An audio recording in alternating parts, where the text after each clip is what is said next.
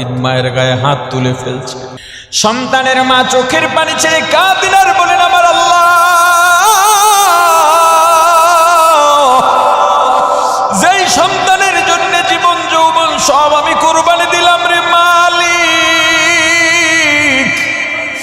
আজকে সন্তান আমার গায়ে হাত তুললো রে সন্তান, আমি তোর সেই মা, তোর বাবার ইন্তেকালের পর আমি দ্বিতীয় পুরুষ গ্রহণ করি নাই, শুধুমাত্র তোর সুখের জন্য আমার শখ আহ্লাদ সুখ সব ত্যাগ করে দিয়েছি, মাটি করে দিয়েছি রে সন্তান। ওরে বাবা, না খাইয়া তোকে খাওয়াইছি, তুই ঘুমাইছো, আমি বা ঘুমাই নাই। সারা রাত তোর জন্য কত নামাজ আদায় করতে করতে রাত্রটা নির্ঘুম কাটাইছি রে বাবা, তোর জন্য দোয়া করতে করতে নির্ঘুম রাত্রটা কাটাইয়া দিছি। গর্ভে ধারণ করে কত কষ্ট করছি রে বাবা,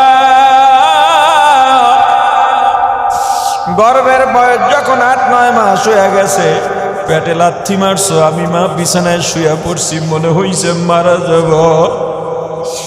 দুনিয়াতে জন্মগ্রহণ করলি, আমি মা বেহুশ হয়ে গেছি।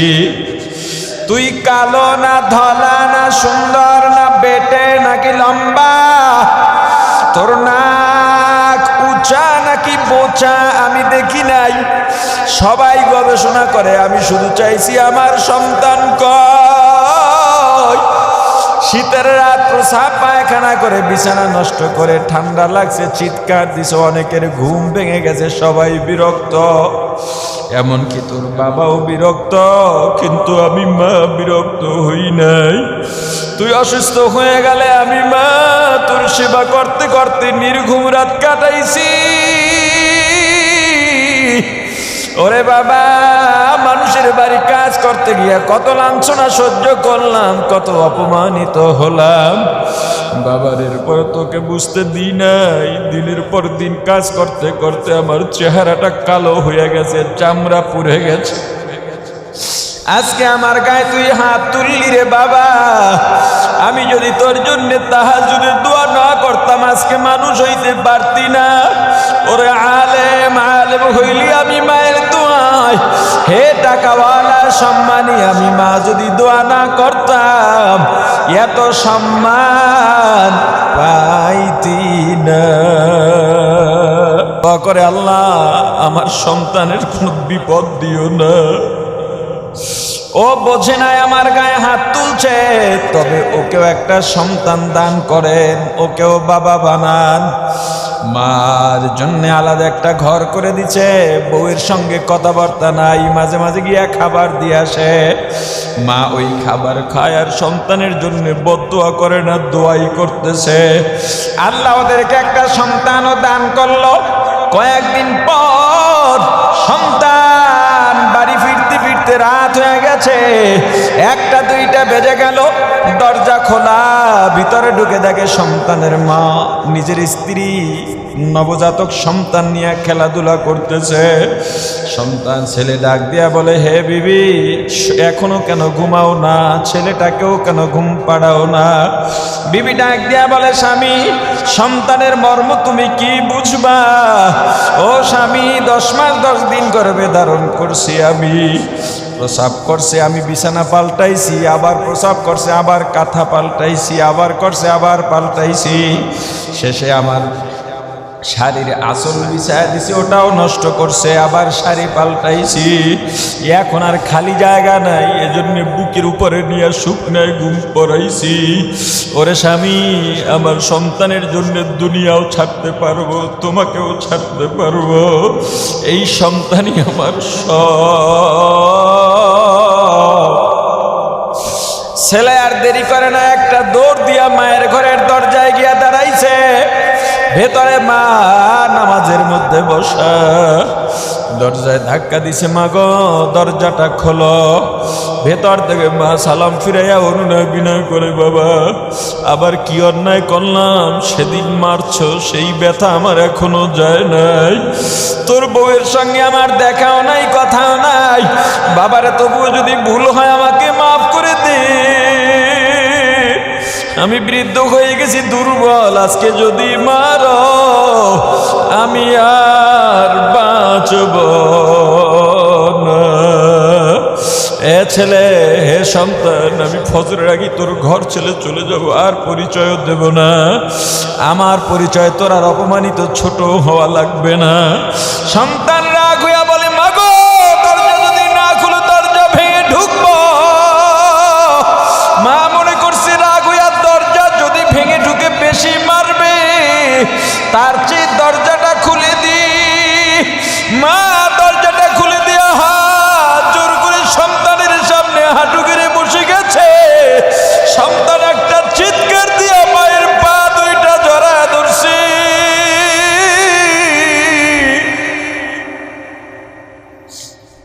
মায়ের দোয়া লও হে মুমিন, মায়ের দোয়া লও, মায়ের দোয়া লও হে মুমিন, মায়ের দোয়া লও।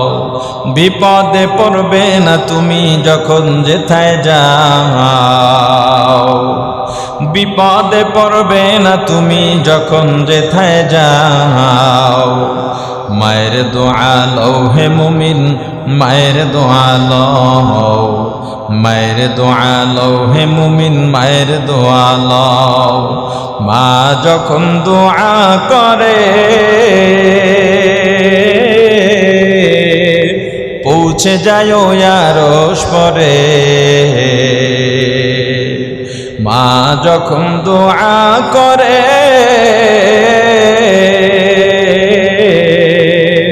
পৌঁছে যায় আরশ পরে। সাথে সাথে কবুল হয় ফল দেখিতে পাও, সাথে সাথে কবুল হয় ফল দেখিতে পাও। মায়ের দোয়া লও হে মুমিন, মায়ের দোয়া লও, মায়ের দোয়া লও হে মুমিন, মায়ের দোয়া লও। মুসলমান ইমানদার যাদের মা নাই বাবা নাই, আজকের রাত মুক্তির রজনী, আজকের রাত মুক্তির রাত। ওই মা বাবাও তোমার দিকে তাকিয়ে আছে, তোমার মনেও মা বাবার প্রতি টান আছে, মায়া আছে। যাদের মা আছে বাবা আছে, আজকে ফোন দিয়া সাক্ষাৎ করে মা বাবার কাছে দোয়া চেয়ে নিয়েছো।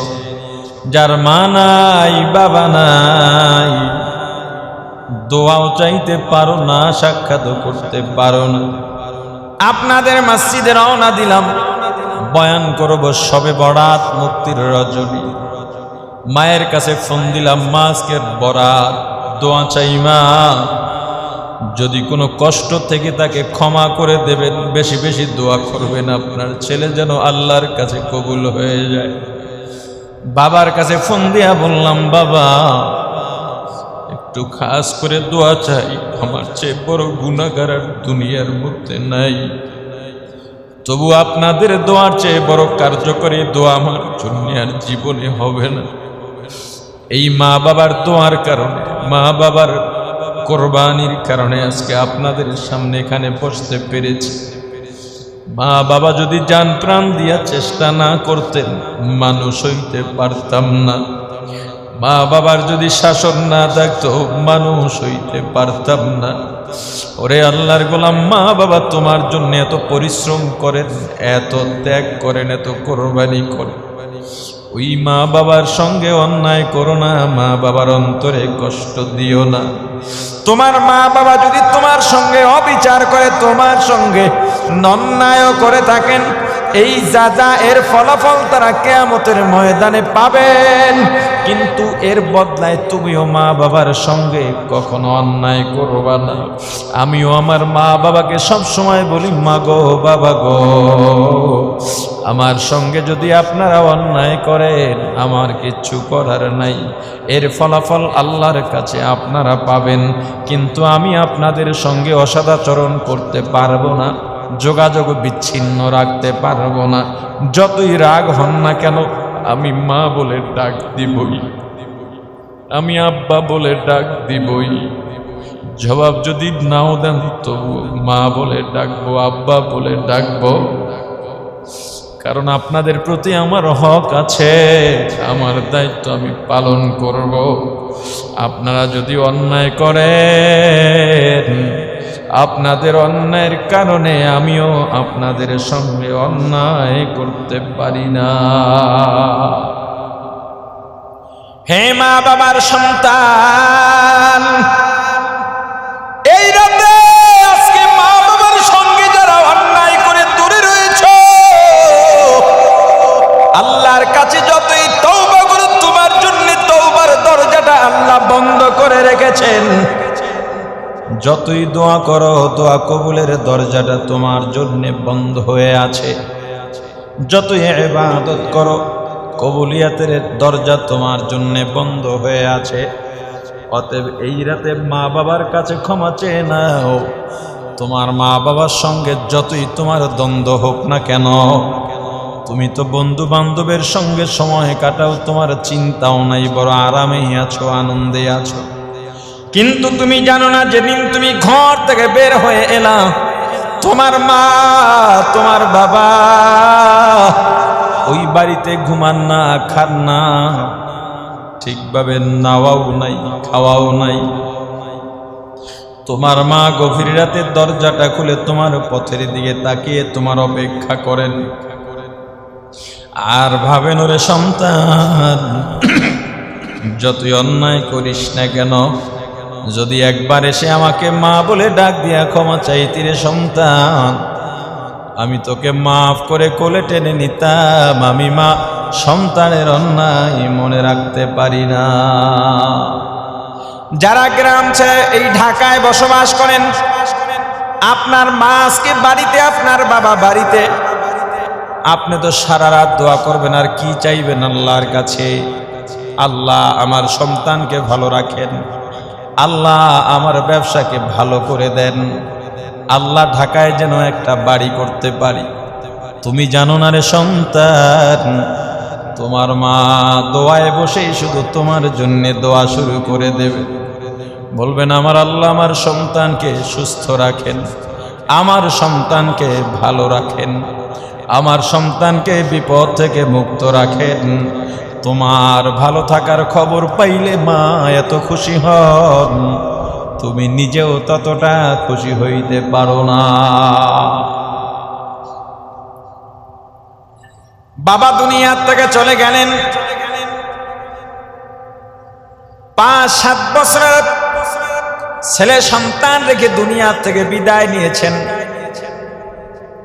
মা সন্তানের কথা চিন্তা করে অন্যত্র বিয়ে বসেননি। যৌবনে ভরা মা, 5-7 বছরের সন্তান থাকলে ওই মায়ের বয়স আর কতই বা হতে পারে, 25 তো হয় নাই। ওই মা সন্তানের কথা চিন্তা করে যৌবনের স্বাদকে মিটা দিলেন। গরিব মানুষ, মানুষের বাড়ি কাজ করেন, সংসার চালান, আর ওই টাকা দিয়ে সন্তানকে লেখাপড়া করান। সন্তান লেখাপড়া করতে করতে করতে করতে 9-এ চলে গেল, 9ম শ্রেণীতে চলে গেল। স্কুলের প্রধান শিক্ষক ডেকে বলল, বাবা বাড়িতে গিয়া তোমার মাকে বলবা ফর্ম ফিল আপের জন্য, মেট্রিক পরীক্ষার রেজিস্ট্রেশনের জন্য 1200 টাকা লাগবে, 2000 টাকা লাগবে, বা 3000, 5000 টাকা লাগবে। সন্তান ডেকে বলে, স্যার আমার দ্বারা পরীক্ষা দেওয়া সম্ভব নয়, কারণ আমার মা মানুষের বাড়ি কাজ করেন, কয় টাকাই বা পান, এত টাকা দিয়া আমার মা আমার পরীক্ষা দেওয়াইতে পারবে না। তার চেয়ে আমার মায়ের পাশে আমি দাঁড়াই, আমি কিছু কাজ করে আমার মাকে সহযোগিতা করার চেষ্টা করি। সন্তান বাড়িতে ঢুকছে, চেহারাটা মলিন, মায়ের কাছে গিয়া বসছে। মা ডাক দেয়া বলে, বাবা তোর চেহারাটা মলিন কেন, কি হয়েছে বল?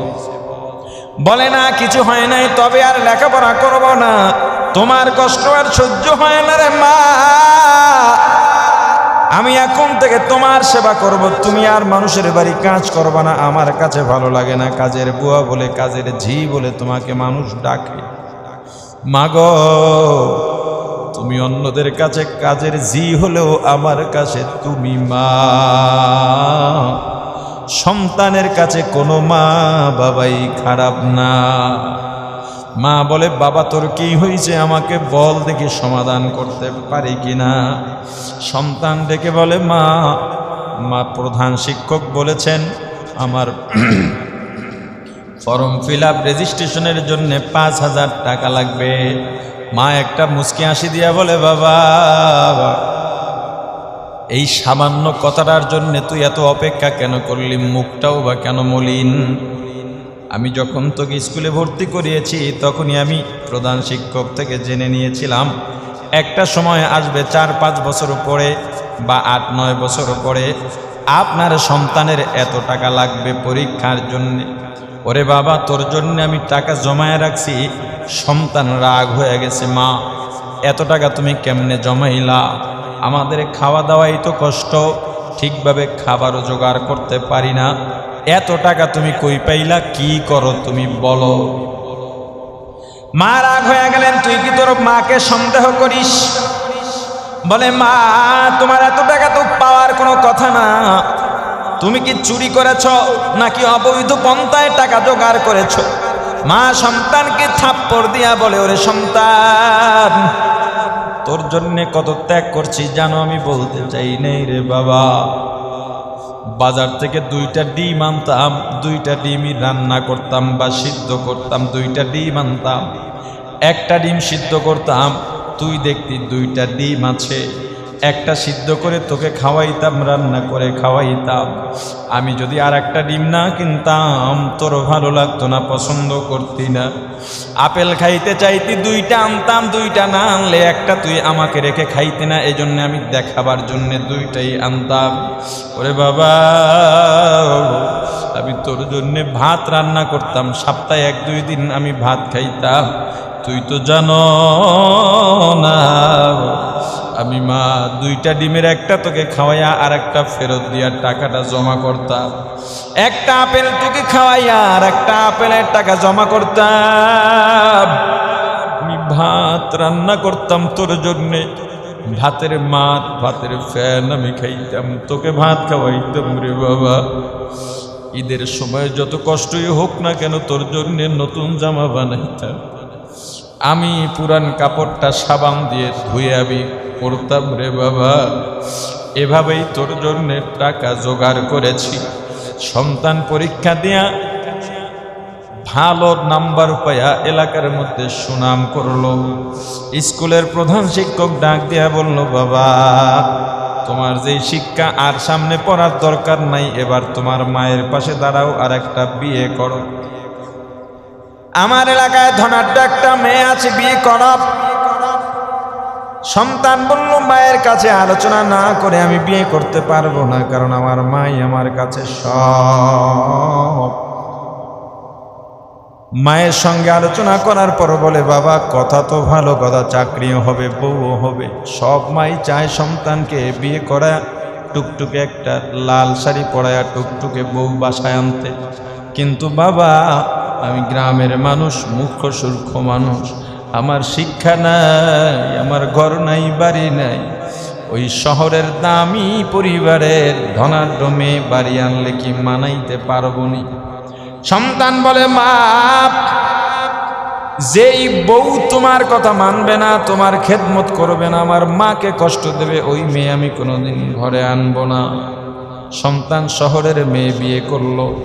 শহরের মেয়ে হলেই যে খারাপ বিষয়টা এমন নয়, তবে যেই মেয়েরা উচ্ছৃঙ্খল চলাফেরা করে, সংসার বোঝে না, যেই মেয়েদের মধ্যে বিনয় নাই, নম্রতা নাই, যেই মেয়েদের মধ্যে মানার কোনো মাদ্দা নাই, ওই মেয়েরা কোনোদিন স্বামীর সংসার করতে পারে না। বিয়ে করার পর তাকায় দেখলো আমার স্বামী চাহিদা সম্পন্ন বউ, এটা চায় ওটা চায়, এটা দরকার সেটা দরকার, এটা তো সবসময় সন্তান মানে না, মায়ের সঙ্গেও বউয়ের মিল বনিবনা হয় না। বউ চিন্তা করলো আমার স্বামী শিক্ষিত স্বামী, তার মা মূর্খ মানুষ, গ্রামের মানুষ এখনো ঝি বলে তাকে ডাকে, কেউ সম্মান দেয় না। আমি তো শিক্ষা অর্জন করেছি, এলাকায় আমার কত দাপট, এলাকায় তো আমার শাশুড়িকে সবার সামনে দাঁড় করাতে পারবো না, কোথাও নিয়ে গেলেও সবাই মনে করবে এটা কাজের মহিলা, কিন্তু আমার স্বামী তো শিক্ষিত, তাকে স্বামী হিসেবে দাঁড় করানো যায়। অতএব এই শাশুড়ি থেকে আমার স্বামীকে আলাদা করতে হবে, প্রয়োজনে খরচ আমরা তাকে দিয়ে দেব অথবা বৃদ্ধাশ্রমে পাঠিয়ে দিতে হবে। এই পরিকল্পনা করে দিন দিন সন্তানের কাছে অর্থাৎ স্বামীর কাছে মায়ের ব্যাপারে বদনাম বলা শুরু করে। প্রথম দিকে সন্তান না শুনলেও পরবর্তীতে শোনাও শুরু করে দেয়। ওরে আল্লাহর গোলাম, ওই মা বাবার ত্যাগ কত জানো? তুমি তো ঢাকায় এসে চাকরি করতেছ, তোমার কাছে বাবা চিঠি পাঠায়, বারবার চিঠি পাঠায়, তুমি বাড়ি যাইতে পারো না, বাড়িতে চিঠি পাঠায় দাও, আমি ব্যস্ত, আমার চাকরি নিয়ে ব্যস্ত, আমার ব্যবসা নিয়ে ব্যস্ত, আমার স্ত্রী সন্তান নিয়ে ব্যস্ত। 2 বছর পর সন্তান রাগ হয়েই বাড়িতে গেছে। বাড়িতে গিয়ে দেখে শুনশান নীরবতা, কোনো মানুষজন নাই। প্রথম ঘরে ঢুকছে, প্রথম ঘরে ঢুকে দেখে মাও নাই, বাবাও নাই। দ্বিতীয় ঘরে ঢুকছে, দেখে মাও নাই, বাবাও নাই।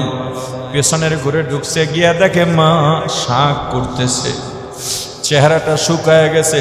সন্তান এতদিন কাছে নাই, চেহারাটা শুকায় গেছে। হঠাৎ করে সন্তান চলে আসছে, খবরও দেয় নাই, চিঠিও পাঠায় নাই।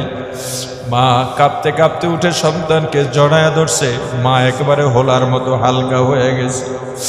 বলে, মা গো, তুমি কি খাও না, ঘুমাও না? তোমার চেহারার অবস্থা এমন কেন? বলে, বাবা,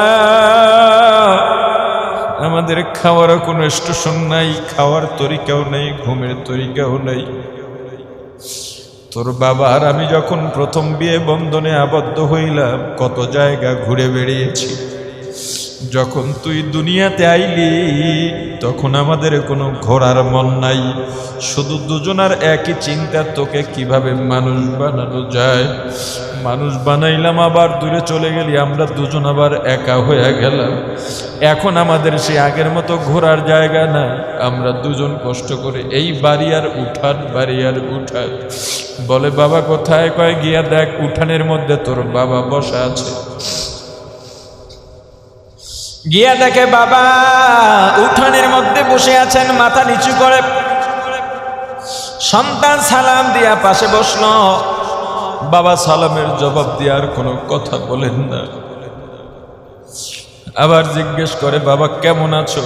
বলে, আমি ভালো আছি। তুই কেমন আছিস? এটাও বাবা জিজ্ঞেস করেন না। সন্তান ডাক দিয়া বলে, বাবা তুমি কি আমার সঙ্গে রাগ হয়ে আছো? ওরে বাবা, এতবার চিঠি কি পাঠান লাগে? আমি ব্যস্ত, তোমরা জানো না। বাবা কি জবাব দিবেন? বাবা ডাক দিয়া বলেন, রে সন্তান, ওই গাছের মাথায় কয়টা কাক দেখা যায়? বলে, 5টা কাক। কিছুক্ষণ পরে আবার সন্তান বাবা বলে, বাবা ওখানে কয়টা কাক? বলে, 5টা কাক। আবার বলে, ওখানে কয়টা কাক? সন্তান এবার একটু রাগ হয়ে গেল, নিয়ন্ত্রণ নিয়ে বলে, ওখানে 5টা কাক। বাবা আবার বলেন, বাবা বলতো ওখানে কয়টা কাক? সন্তান এবার রাগ হয়ে গেছে। বাবা তোমার খামখেয়ালি আগের মতোই রয়ে গেছে, তোমার খামখেয়ালি যায় না। আমি বারবার বলি ওখানে 5টা কাক, তুমি আবারও কেন প্রশ্ন করো?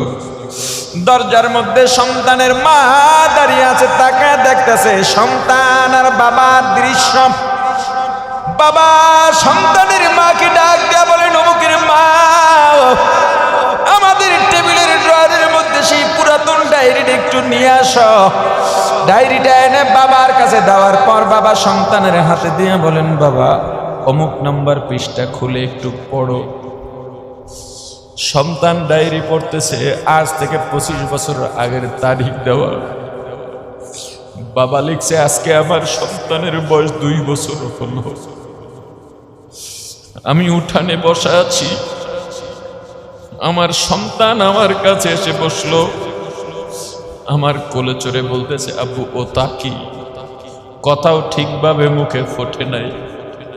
আমি বললাম, ওটা কাক। সন্তান আবার বলে, আব্বু ওটা কি? আমি আবার বললাম কাক? সন্তান বলে আব্বু ও তাকি। আমি বললাম কাক। এভাবে আমার সন্তান 25 থেকে 30 বার জিজ্ঞেস করছি, একবারও বিরক্ত হই নাই, বরং আরো মজাই লাগছে। সন্তান চিৎকার দিয়া বাবাকে জড়ায় ধরে বলে, বাবা আমি বুঝি নাই, তোমাদের ত্যাগ না থাকলে আজকে আমি মানুষ হইতে পারতাম না, তোমাদেরকে ভুলেও থাকতে পারতাম না। মানুষ বানাইছ, কিন্তু তোমার মতো মহান হইতে পারি নাই রে বাবা, আমাকে ক্ষমা করে দাও।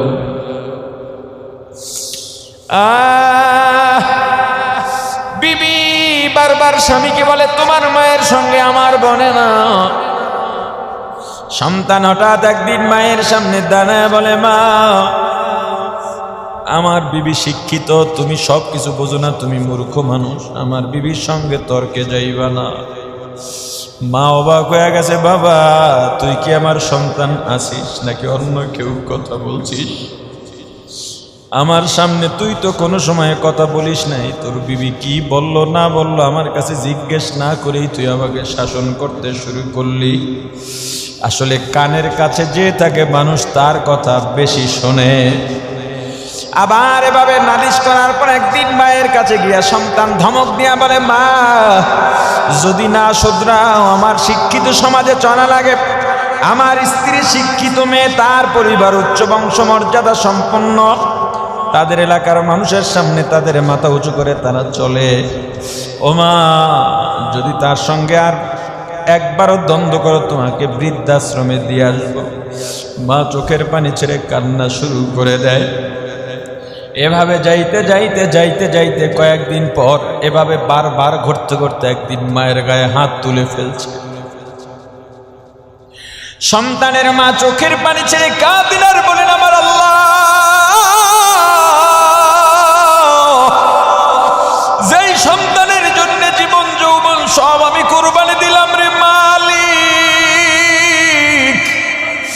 আজকে সন্তান আমার গায়ে হাত তুললো রে সন্তান, আমি তোর সেই মা, তোর বাবার ইন্তেকালের পর আমি দ্বিতীয় পুরুষ গ্রহণ করি নাই, শুধুমাত্র তোর সুখের জন্য আমার শখ আহ্লাদ সুখ সব ত্যাগ করে দিয়েছি, মাটি করে দিয়েছি রে সন্তান। ওরে বাবা না খাইয়া তোকে খাওয়াইছি, তুই ঘুমাইছো, আমি বা ঘুমাই নাই। সারা রাত তোর জন্য কত নামাজ আদায় করতে করতে রাত্রটা নির্ঘুম কাটাইছি রে বাবা, তোর জন্য দোয়া করতে করতে নির্ঘুম রাত্রটা কাটাইয়া দিছি। গর্ভে ধারণ করে কত কষ্ট করছি রে বাবা, গর্ভের বয়স যখন 8-9 মাস হয়ে গেছে, পেটে লাথি মারছো, আমি মা বিছানায় শুয়ে পড়ছি, মনে হইছে মারা যাব। দুনিয়াতে জন্মগ্রহণ করলি, আমি মা বেহুশ হয়ে গেছি। তুই কালো না ধলা না সুন্দর না বেটে নাকি লম্বা, তোর নাক উঁচা নাকি বোচা আমি দেখি নাই, সবাই গবেষণা করে, আমি শুধু চাইছি আমার সন্তান কই। শীতের রাত প্রসাব পায়খানা করে বিছানা নষ্ট করে, ঠান্ডা লাগছে চিৎকার দিছে, অনেকের ঘুম ভেঙে গেছে, সবাই বিরক্ত, এমনকি তোর বাবাও বিরক্ত, কিন্তু আমি মা বিরক্ত হই নাই। তুই অসুস্থ হয়ে গেলে আমি মা তোর সেবা করতে করতে নির্ঘুম রাত কাটাইছি। ওরে বাবা, মানুষের বাড়ি কাজ করতে গিয়া কত লাঞ্ছনা সহ্য করলাম, কত অপমানিত হলাম। বাবার এরপর তোকে বুঝতে দিই নাই, দিনের পর দিন কাজ করতে করতে আমার চেহারাটা কালো হয়ে গেছে, চামড়া পুড়ে গেছে। আজকে আমার গায়ে তুই হাত তুললি রে বাবা, আমি যদি তোর জন্য তাহাজ্জুদের দোয়া না করতাম আজকে মানুষ হইতে পারতি না। ওরে আলেম আলেম হইলি আমি মায়ের দোয়ায়, হে টাকাওয়ালা সম্মানী আমি মা যদি দোয়া না করতাম এত সম্মান পাইতি না। দোয়া করে, আল্লাহ আমার সন্তানের কোনো বিপদ দিও না। ও বোঝে নাই আমার গায়ে হাত তুলছে, তবে ওকেও একটা সন্তান দান করেন, ওকেও বাবা বানান। মার জন্য আলাদা একটা ঘর করে দিছে, বউয়ের সঙ্গে কথাবার্তা নাই, মাঝে মাঝে গিয়া খাবার দিয়ে আসে। মা ওই খাবার খায় আর সন্তানের জন্য বদদোয়া করে না, দোয়াই করতেছে। আল্লাহ ওদেরকে একটা সন্তানও দান করলো।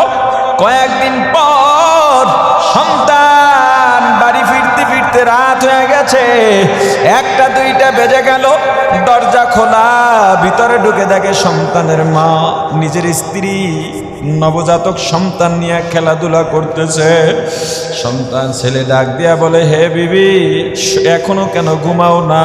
ছেলেটাকেও কেন ঘুম পাড়াও না? বিবি ডাক দিয়া বলে, স্বামী, সন্তানের মর্ম তুমি কি বুঝবা? ও স্বামী, 10 মাস 10 দিন গর্ভে ধারণ করছি আমি, প্রসাব করছে আমি বিছানা পাল্টাইছি, আবার প্রসাব করছে, আবার কাঁথা পাল্টাইছি, আবার করছে, আবার পাল্টাইছি, শেষে আমার শাড়ির আঁচল বিছায়া দিছি, ওটাও নষ্ট করছে, আবার শাড়ি পাল্টাইছি। এখন আর খালি জায়গা নাই, এজন্য বুকের উপরে নিয়ে শুকনায় ঘুম পড়াইছি। ওরে স্বামী, আমার সন্তানের জন্য দুনিয়াও ছাড়তে পারবো, তোমাকেও ছাড়তে পারবো, এই সন্তানই আমার সব। ছেলে আর দেরি করে না, একটা দৌড় দিয়া মায়ের ঘরের দরজায় গিয়া দাঁড়াইছে।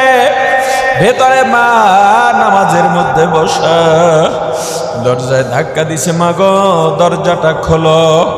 ভেতর থেকে মা সালাম ফিরাইয়া অনুনয় বিনয় করে, বাবা আবার কি অন্যায় করলাম? সেদিন মারছো, সেই ব্যথা আমার এখনো যায় নাই। তোর বউয়ের সঙ্গে আমার দেখাও নাই, কথাও নাই। বাবারে তবুও যদি ভুল হয় আমাকে মাফ করে দে।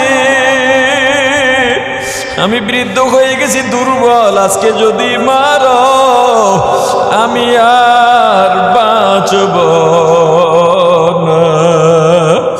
এ ছেলে, হে সন্তান, আমি ফজরের আগে তোর ঘর ছেড়ে চলে যাব, আর পরিচয়ও দেব না। আমার পরিচয় তোর আর অপমানিত ছোট হওয়া লাগবে না। সন্তান রাগ হইয়া বলে, মাগো দরজা যদি না খুলো দরজা ভেঙে ঢুকবো। মা মনে করছে রাগ হইয়া দরজা যদি ভেঙে ঢুকে বেশি মারবে, তার চেয়ে দরজাটা খুলে দি। মা দরজাটা খুলে দিয়া হাত জোর করে সন্তানের সামনে হাঁটু গেড়ে বসে গেছে। সন্তান একটা চিৎকার দিয়া মায়ের পা 2টা জড়ায় ধরছে।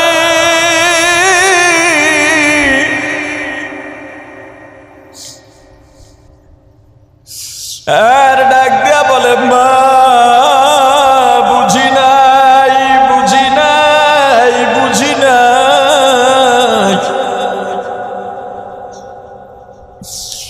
ও মা, তোমার গায়ে হাত তুলছি, এই হাত জান্নাতে যাবে না রে মা। কোন শয়তানের ধোকায় পড়েছিলাম?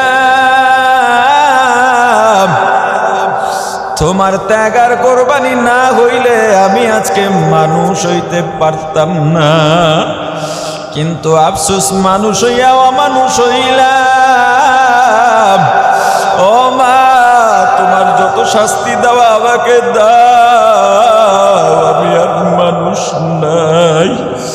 আমার স্ত্রী যদি সন্তান নিয়ে এত রাতে খেলা করতে পারে, তুমি তো কত কষ্ট করছো। মা ডাক দিয়া বলে, ওরে বাবা, এই দিনটার অপেক্ষায় ছিলাম। আমি জানতাম তোর যদি সন্তান হয় তুই বাবা হলেই বুঝতে পারবি। বাবারে তোর জন্য কোনো বদদোয়া করি না। এ সন্তান, হে মা বাবার সন্তান, আজকে তওবা কর, তওবা কর। যার মা বাবা বাসায় আছে গিয়া ক্ষমা চাইয়া না। তোমার মা বাবা কিন্তু তোমার দিকে তাকাইয়া রইছে। আহারে, যার মা নাই বাবা নাই, মাঝে মাঝে মায়ের কবরে গিয়া বাবার কবরের পাশে দাঁড়াইয়া ক্ষমা চাইও আর বইল, বাবা গো, মা গো, তোমাদের মতো নেয়ামত হারাইছি। ও মা, ক্ষমা চাবো তাই তো পারলাম না, সুযোগও দিলা না। এখন বুঝি মা নাই বাবা নাই, মা বাবার কি মর্ম। ও মা মাফ করে দিও, বাবা মাফ করে দিও।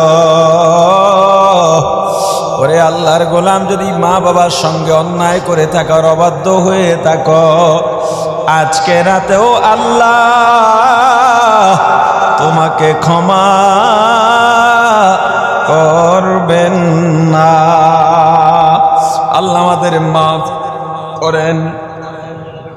আল্লাহ এই রাতে আমাদের সমস্ত গুনাহগুলো ক্ষমা করে দেন।